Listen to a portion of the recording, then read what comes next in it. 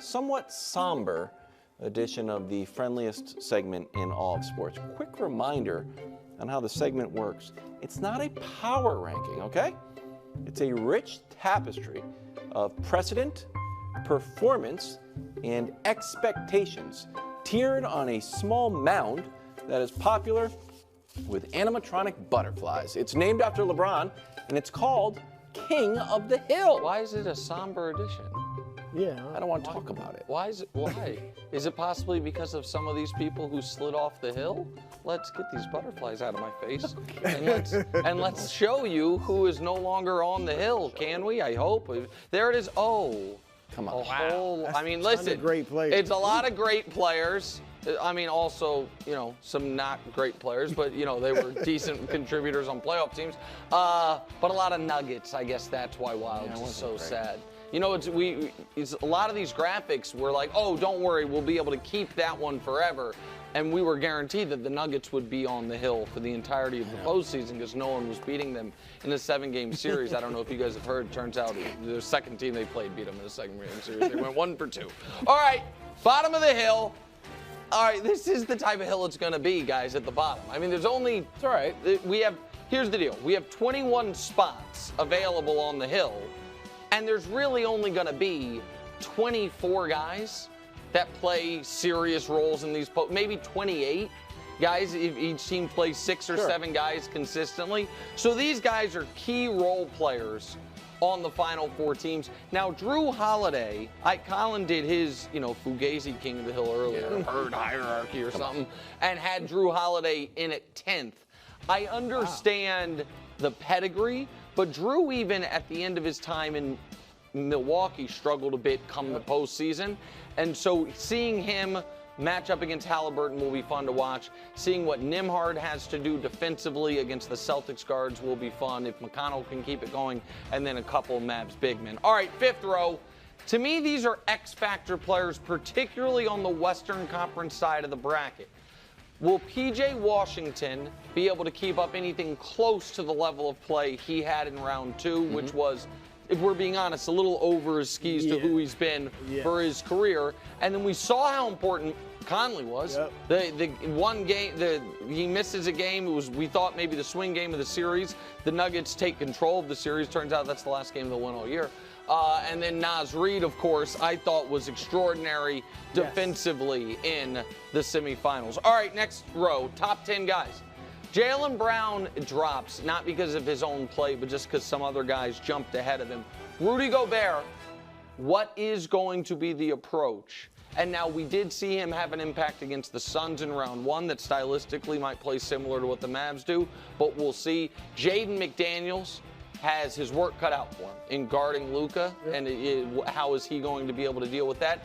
And Pascal Siakam, I would imagine, is going to have to average 27 a game for the Pacers to have a chance in this series. I think Siakam's going to have a great series if the Pacers have any chance. Now to the 3rd row. Any of these 3 guys could be the best player on the court any given game. Not for the series, but for any given game, Halliburton, Kyrie, or Karl Anthony Towns could be the best player on the court. They all have been all-stars in the past. They all have 35-point double-double potential in them for any game this series. And now to the superstars remaining, row 2, if we may reveal it. Anthony Edwards stays where he was, and Jason Tatum, after a kind of rougher round 1, but it was easy for the team. He got going again more in round 2.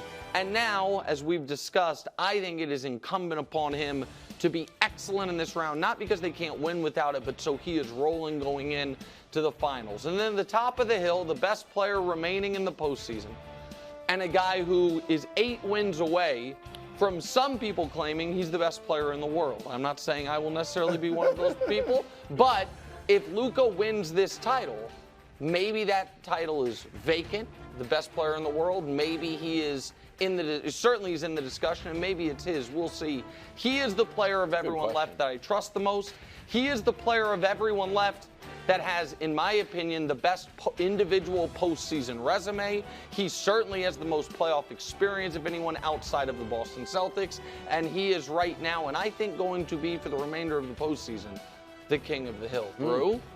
Look, Luka's interesting. I don't think he's better than Jokic. Even if they win it, I don't know that I'll go that far. But it's interesting because his style has been ball dominant. Yep. Now, this year, with the trade, it's been better, but still very ball dominant. So if he can win it that way, that'll really be interesting. But my change is I'm going to move Anthony Edwards to the top of the hill. Wow. And switch him and Luka switch places. Here's why. I think we all would admit his degree of difficulty has been tougher, right? I mean, he had to go through, a Phoenix team that obviously was star-studded, but most importantly, going through the defending champions, winning 3 of those games in Denver. So he faced a stiffer competition. His chore to win and get to this round was a lot more difficult than Luka's. That's number one. Secondly, he's had higher highs. He's had 3 40-point games in these playoffs. Yeah, Luka has not hit 40, which is very surprising. Yes. Luka has not had a 40-point game yet. And then statistically, he's been better. Look at these stats comparison. More points per game, much more efficient, both from field goal or total field goals, 3-pointers, almost 10 percentage point better, free throws better, steals, he leads all players left in the playoffs in points per game and steals per game. You see his defensive rating solid, and then the PER is significantly better than Luka's. Luka would lead in assists and rebounds. That's what blocks? he does. They're about equivalent, but yeah, Brew, they're both low. I know this. Okay. I assume you know this. Astocks? Yeah. Well, Luka's, I didn't Luka's feel like whooping him in Astocks was pertinent to this one. You just but thought. Look at all hold on. those. This is so. that- You can't say. Even if you throw, hold on, he's got to be in assists. every single one of those. So even if you throw in assists and rebounds, that's only 2 for Luka. Right, but that's And because what is that, big 7? number. Right, but Seven? I would say assists and rebounds are typically included before we get to steals and defensive rating. Traditionally, yes. I mean, Well, traditionally. and that's another reason I like Anthony Edwards. Look, Luka has improved on the defensive end, but Anthony Edwards is a stalker on the defensive general end. job. Calls up. We He's don't a put stalker rebounds on and we the put defensive free end. throw percentage. It when was there's a Christine, in fairness, 5 and change. but I directed Christine to do it but this here's way. what She wanted Brew to put, did. Brew said, hey, assist and guys, rebounds up. give me all the categories Anthony Edwards is leading in, and let's make a Which graphic would be of it. 90% of No, them. because if I... Even if you throw in, Not what would you throw in that offensive Luka's rating, lead? rebounds, assists, ass stocks. That's 4 right there. I don't know if his I doubt What? his offensive What? rating is Tell better. me, you doubt his offensive Yeah, I rating's don't know better? his I think offensive you would have rating's put it better. on there if it I wasn't. didn't check the offensive rating. Okay. I was full. I had enough, all right, to prove my point. Both ends of the ball. I think Luka's better. And I I'm think putting it's him great. at the top. All right, I'm going to add. I went off the board on this one. When I was looking at it, I should have moved Naz Reid up. Naz Reid has been haunting my nightmares just after the Nuggets series. Naz Reid is great. Naz Reid also cracked the Wild's top 15 favorite players. Really? Yes. Well, you do like the role players. Yeah, The gritty. I kind of see myself in them. Jose Hard-working, Alvarado. leader of the team, etc. Giving up superstars for role players. Man. Yeah, that's good. Yeah, That's all I got. where I'm at. I just have an observation about King of the Hill. Okay. If Jason Kidd, you said if Luka wins this, he might be considered the best player in the world, which I think is fascinating. If Jason Kidd wins this championship, he will be the best player who is now a coach to ever win the championship with put Not Russell, Bill Russell. on Yeah. it. Right. Is this a legacy-defining 14 games or 8 games minimum for Jason That's Kidd? a great point. Absolutely. I hadn't even thought about that. He's already in the Hall of Fame, so it's not like it's going to put him in the Hall of Fame. But yeah, I mean, I do think you can make the Hall of Fame multiple times. He'd go in you again? can go in as a coach. Yeah, he can no, go I in mean, which one he title probably would. One if he gets his chip. one You don't title, think? I don't think would make him a Hall of But Fame coach. every coach who's won a championship I'm who not also sure. played, they weren't superstars. Ty Lue, Kerr, Carlisle, still, Pat Riley. Well, they've always Phil, said Billy Cunningham, the great players weren't great coaches. So this would change it. Yeah. Well, it's so interesting because on our sheet, what we have is legacy-defining run for Mavs. Mm-hmm. And I thought when I saw that's what you were going to talk about, you were going to talk about Kyrie. So this is part of it. So, yeah. Everyone's like, well, Kyrie's been so great this year. And everyone just kind of silos it.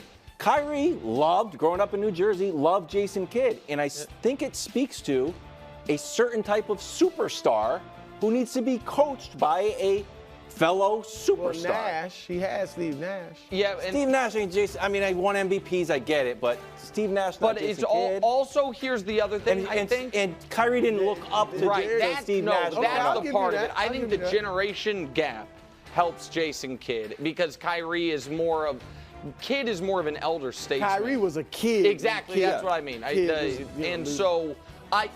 think that there's some really interesting conversations to be had about legacies if the Mavs pull this off. And Kyrie goes to the forefront of that conversation. Yeah. Because Kyrie already has an unreal postseason resume with the Cavs. And then, But overall, he's got the best record in closeout oh yeah, I mean games. he's undefeated in 14, closeout games, which is really a LeBron stat, but that's fine. And then he has 6 years in the wilderness of the postseason. You know what I mean? But if he wins as the leader of the team, because I do think he's the emotional leader of that team, and But people are going to look at it as Luka. Like, over time, it's going to be like But Luka. people look at it as LeBron's, but he gets massive credit for being the clear number 2. That's what this would be, and so, yeah. Well, what about throwing something? Well, Yeah. because Pippen is viewed as one of the greatest Batmans ever, or Robins ever. yeah. I mean, Kyrie, I've said he's a first ballot Hall of Famer for a long time. You guys, I don't think, have agreed with this. Would make him that. Oh, no question. He'd be the Batman of all Robins. I hear what you're saying. He wouldn't be that. You think Pippen is the Probably Batman of Pippen Robins? still. So you guys are saying he'd be the Michael Jordan of Scottie Pippen? That's what you guys are saying? I think It's good. See, you did it. Though. Yeah. You should have said LeBron. I know, I would, but I didn't want us to start an argument with has these a Jordan better apologists offensive. over there. Ant has a better offensive rating. It than wasn't Robin on the this graphic. season. I don't believe it. Just letting you know. T. Higgins and Justin Jefferson.